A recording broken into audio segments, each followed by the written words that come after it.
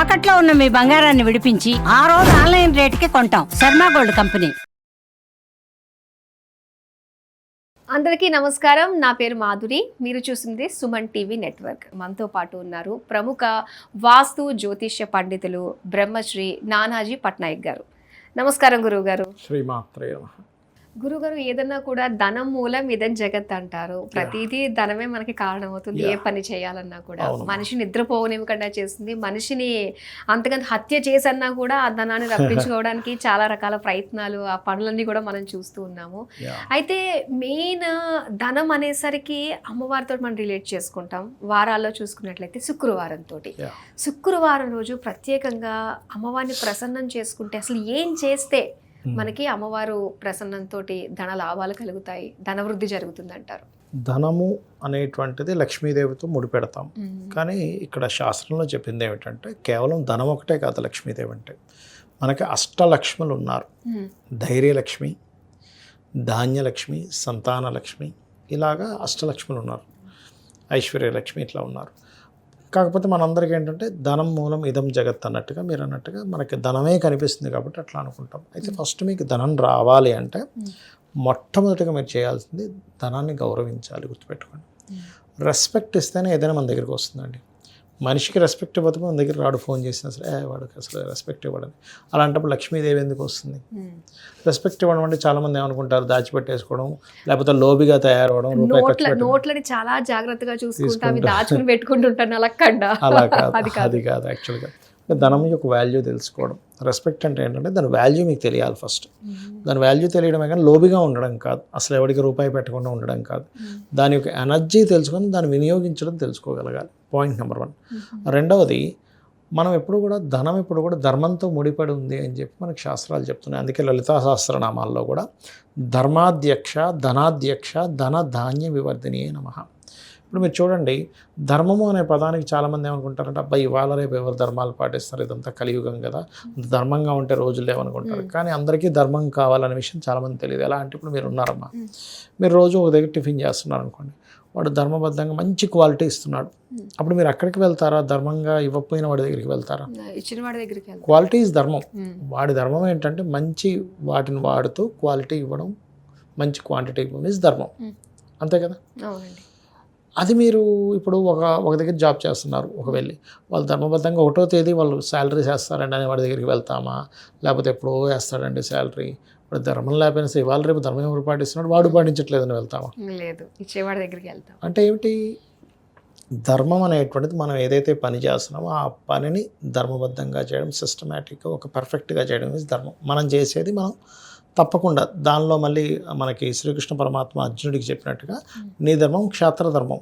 నువ్వు ఇప్పుడన్నీ ఇలాంటివి ఏవి ఆలోచించకూడదు. నేను వీళ్ళని చంపితే ఏమవుతుంది, వీళ్ళని అసలు చంపొచ్చా, ఈ నెత్తుడు కూడా నాకు అవసరం, దీనికంటే నేను అడుక్కొని తినడం బెస్ట్, ఇట్లాంటివన్నీ పెట్టుకోకూడదు.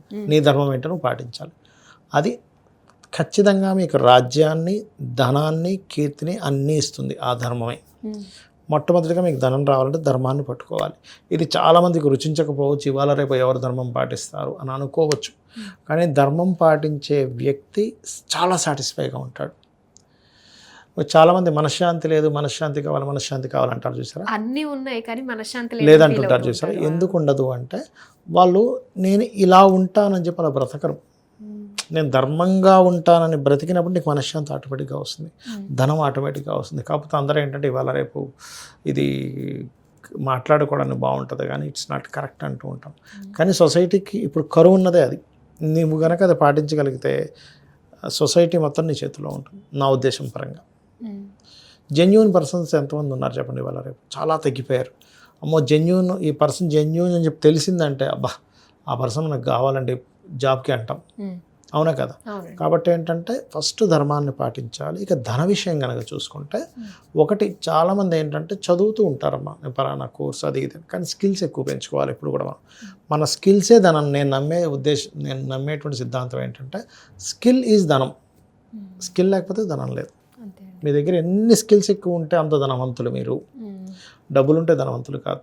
డబ్బులు ఇవాళ ఉంటుంది అయిపోతుంది, కూర్చొని తిన్నామంటే 4 సంవత్సరాల్లో అయిపోతుంది ఎన్ని కోట్లు ఉన్నా కూడా.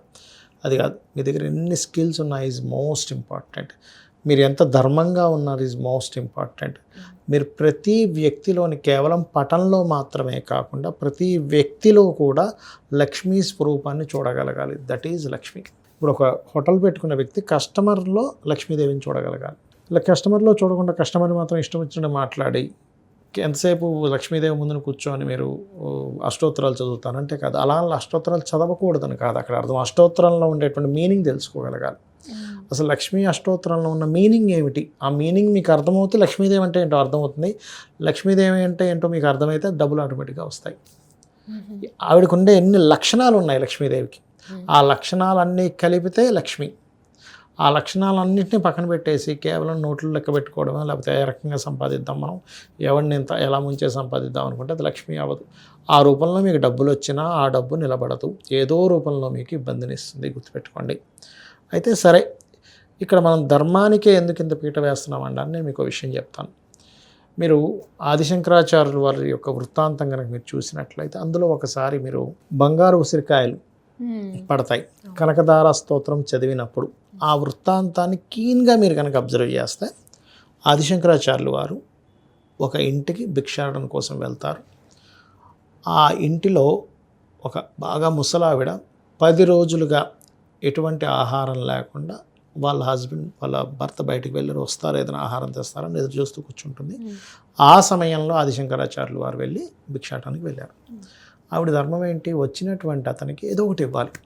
ఒకే ఒక ఉసిరికాయ ఉంటుంది, దాన్ని ఇస్తుంది ఆవిడకి. అతనికి ఇచ్చి, అయ్యా మా ఇంట్లో ఏమీ లేవు, నేనే 10 రోజుల నుంచి ఏం తినలేదు, ఉన్న ఒక్క ఉసిరికాయ దేవుడికి నైవేద్యం పెట్టిన ఉసిరికాయ నీకు ఇచ్చేసానని చెప్తుంది.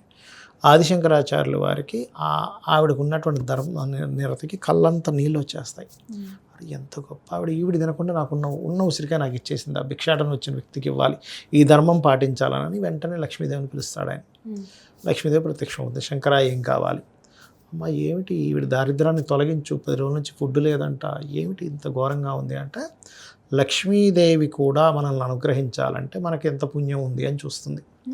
ఆవిడ చూస్తుంది, లెక్కలు చూసుకుంటుంది. మనకు అకౌంట్లో మనం చెక్ తీసుకెళ్ళి ఇస్తే బ్యాంకులో వెంటనే డబ్బులు ఇవ్వరు, అకౌంట్లో డబ్బులు నేల చూసి ఇస్తారు కదా, అలాగే చూసుకొని అమ్మ శంకర నువ్వు అడిగావు కరెక్టే, కానీ ఈవిడికి పుణ్యం లేదు, పుణ్యం లేకుండా నేను ఇవ్వలేను, నా రూల్స్ క్యాషియర్ అయినంత మాత్రం నేను డబ్బులు ఇవ్వాలని రూల్ లేదు బ్యాంకులో, అక్కడ అకౌంట్లో ఉంటేనే ఎలా ఇవ్వాలో నేను అంతే, సో నేను ఇవ్వలేనని చెప్తుంది. అప్పుడు ఆదిశంకరాచార్యులు వారు చెప్తారు, అమ్మ పూర్వజన్మ పుణ్యం ద్వారా ఇవ్వచ్చు లేదా ధర్మం వల్ల ఇవ్వచ్చు. నువ్వు ఈవిడ చక్కగా ధర్మం పాటించింది, నేను భిక్షాటం చేసుకోవడానికి వచ్చిన నాకు ధర్మబద్ధంగా ఇచ్చింది ఉన్న దాంట్లో ఉన్నట్టుగా, కాబట్టి అది నువ్వు అడ్డుపెట్టి ఇవ్వు అంటే అప్పుడు కనకదార స్తోత్రం చదివినందుకు ఆ బంగారు ఉసిరికాయలు రాలతా ఇప్పటికీ కాలడిలో ఆ యొక్క ఇల్లు ఉంది, అక్కడ బంగారు వర్షం పడింది. అంటే ఏమిటి, ఇక్కడ మనం అర్థం చేసుకోవాల్సింది, పూర్వజన్మ పుణ్యం లేదు, పేదరికంలో పుట్టాము, ధనం లేదు, ఇబ్బంది పడుతున్నాము, ఏం టెన్షన్ పడద్దు, ధర్మబద్ధంగా ఉండు.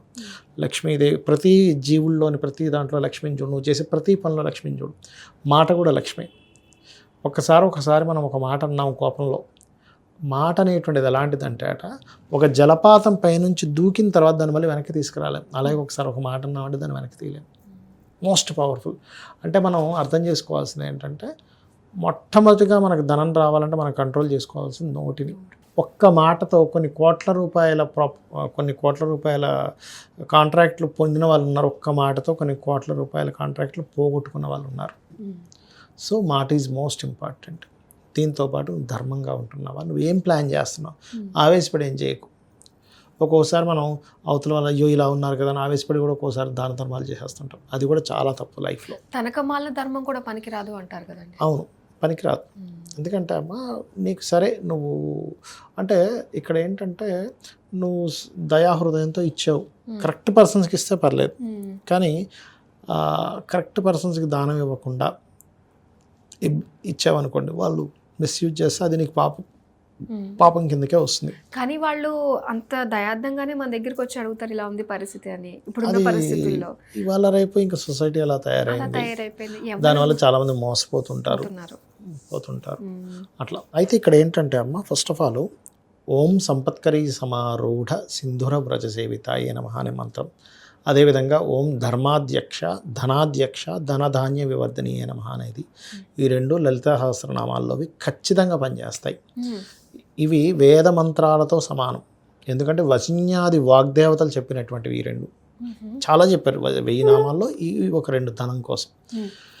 అయితే ఇవి మీరు చేసేటప్పుడు ఎంత నమ్మకంగా చేయాలంటే ఇది నేను చదువుతున్నానంటే ఖచ్చితంగా వచ్చి తీరుతుంది.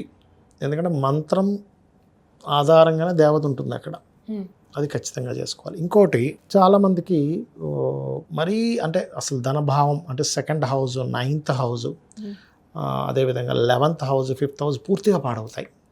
ధనాన్ని ఇచ్చే కారకత్వాలు అసలు రావు, దారిద్ర్య యోగాలు ఎక్కువగా ఉంటాయి. అలాంటప్పుడు నిత్యము లక్ష్మీదేవి యంత్రాన్ని పెట్టుకొని కనుక పూజ చేసినట్లయితే, అయితే అది నన్ను చాలామంది అడుగుతుంటారు మీరు ఇస్తారా, నేను ఒకటే చెప్తాను ఏమంటే మీరు రోజు చేస్తానంటే నేను ఇస్తాను, లేకపోతే నేను ఇవ్వలేనని చెప్తాను. ఎందుకంటే అంత యంత్రము అంత జపం చేసి దానికి ధాన్యావాసము పుష్పావాసము జలావాసం ఇవన్నీ చేసి యంత్రం తయారు చేసి ఇచ్చాక వాళ్ళు చేసుకోకపోతే, దానికి జపాలు చేసి దానికి శక్తిని చేకూర్చి లక్ష్మీదేవిని చేకూర్చిన తర్వాత వాళ్ళు తీరా తీసుకెళ్ళి చేయకపోతే అది వేస్ట్ అయిపోతుంది. ఆవాహనం చేస్తారు కదా, అందుకని ఏమంటే మీరు రోజు చేసుకునేటట్లయితే ఇస్తామని చెప్తాను, లేకపోతే నేను ఇవ్వనని చెప్పేస్తాను. ఎందుకంటే దానికి పాపం బ్రాహ్మణులను కూర్చోబెట్టి చేయించాలి. కాకపోతే నేను అనేది ఏంటంటే సరే నువ్వు యంత్రం పెట్టుకుంటావా, లక్ష్మీ అష్టోత్తరం చేసుకుంటావా, మంత్రం చదువుతావా, ఇవన్నీ ఒక ఎత్తు. అయితే అసలు లక్ష్మి అంటే ఏమిటనే పర్టికులర్ మీనింగ్ మీకు ఫస్ట్ తెలియాలి. కేవలం ఏదో పటంలో ఉండేది మాత్రమే కాదు, నీ చుట్టూ ఉన్న ప్రతిదీ లక్ష్మీ స్వరూపమే. నీకు చక్కగా పిల్లలు ఉన్నారు, సంతాన లక్ష్మి, అబ్బా ఎంత బాగున్నారు, మంచి ఆరోగ్యం ఉంది, ఆరోగ్యలక్ష్మి. ధాన్యలక్ష్మి, నువ్వు ఫుడ్ తింటున్నావు అంటే ధాన్యలక్ష్మి. చాలామంది ఇవేవి పక్కన పెట్టేసి నాకు లక్ష్మీ అనుగ్రహం లేదంటారు. లక్ష్మీదేవి ఎంత బాధపడుతుంది, అయ్యో ఇన్ని లక్ష్ములు ఇస్తున్నాను మీరు ఒక్క డబ్బులు లేవనగానే ఇలా అయిపోతాడేంటి అని అనుకోకుండా, అమ్మ నువ్వు అన్నీ ఇచ్చేవు తల్లి, నాకు ధనం కూడా కావాలని అమ్మవారిని కనుక అడిగినట్లయితే ఖచ్చితంగా మీకు ధనయోగం అనేటువంటిది పడుతుంది. ధనయోగం గురించి నిజంగా కావాలంటే ఇన్ని రకాలుగా మనకున్నాయా, కేవలం ఆ నోట్ల కట్టలే మనం ధనం అనుకున్నట్లయితే పొరపాటు. ఇలాంటి విషయాలన్నీ కూడా మాకు తెలియజేసినందుకు చాలా సంతోషం, ధన్యవాదాలు. శ్రీమాత్రే నమః.